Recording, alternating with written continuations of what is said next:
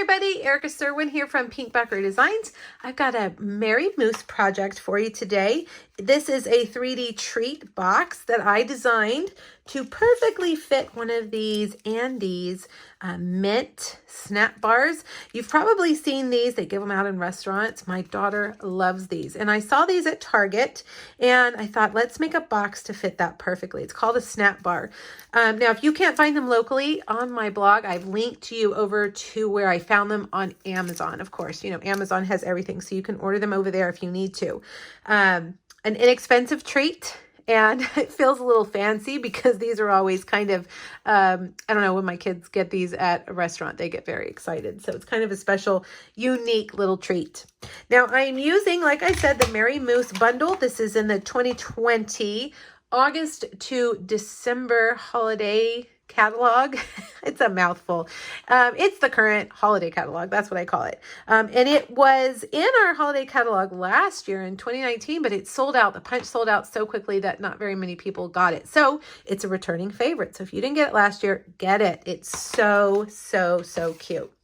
Okay. Let's start by making the box.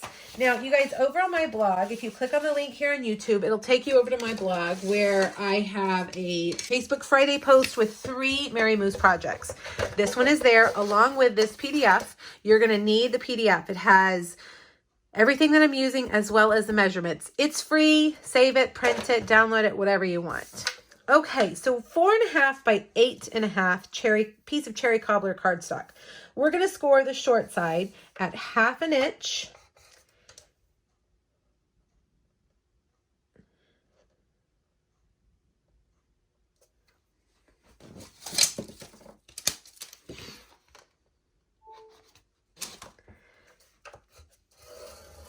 Two inches, 2.5 inches, and 4 inches. This box is just 1/2 inch deep. Now turn it to the long side and score it at 1/2 inch and 8 inches. Okay, now grab your bone folder and make those lines nice and crisp.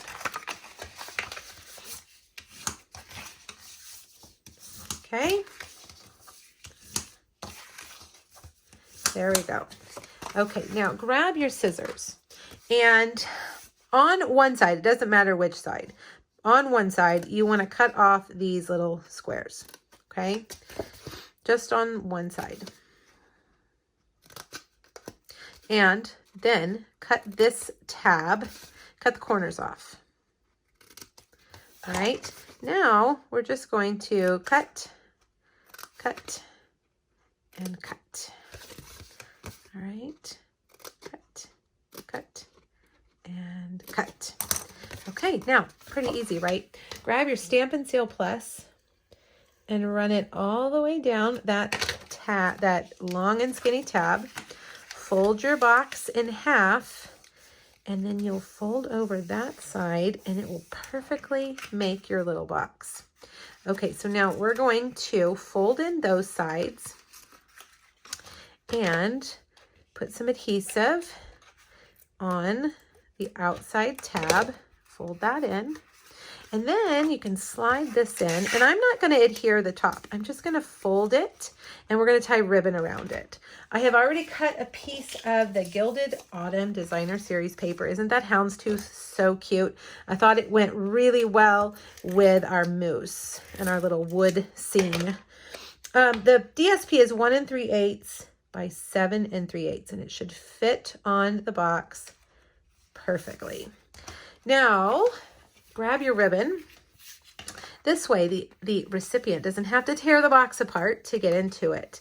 They can just untie the ribbon and slide the candy out. All right, so I'm going to make this bow right here at the top. This is our Early Espresso faux suede ribbon. It really does feel like suede. It's very nice. And we're going to tie that like that. Okay. All right, now let's cut those at an angle. There we go. Okay, now let's make our tag. I have already cut out a large crumb cake stitch circle using the stitch shape dies. And we're going to emboss it with the Woodland embossing folder. I mean, how perfect is that, right? So bring over your cut and emboss machine, make some room. And when you're using one of these regular embossing folders, you've got to remove the second plate, plate number 2. Remove any scraps that are hanging around. And then we'll put our circle just right in there. Oops, let's put one of our clear plates down first. And then, let's see. Yeah, I think that's how I want it. You can arrange it however you want the trees on there. Okay, run that through. Let's move this back over here. And now let's do our moose. Now, something I saw really cool on Pinterest was just the silhouette of the moose. And then they stamped the tree image onto him. Just kind of like a, I don't know, like a silhouette. It's really kind of artsy. I like it. So I'm going to take Early Espresso ink and I'm going to stamp that tree several times. And I think I'll stamp off too, giving it a lighter. Whoops, a lighter. Let's see, we need another one right here on this edge. All right, see that? Isn't that beautiful? Okay, so there we go. Let's move that paper out of the way. We're going to stamp our sentiment, happiest of holidays.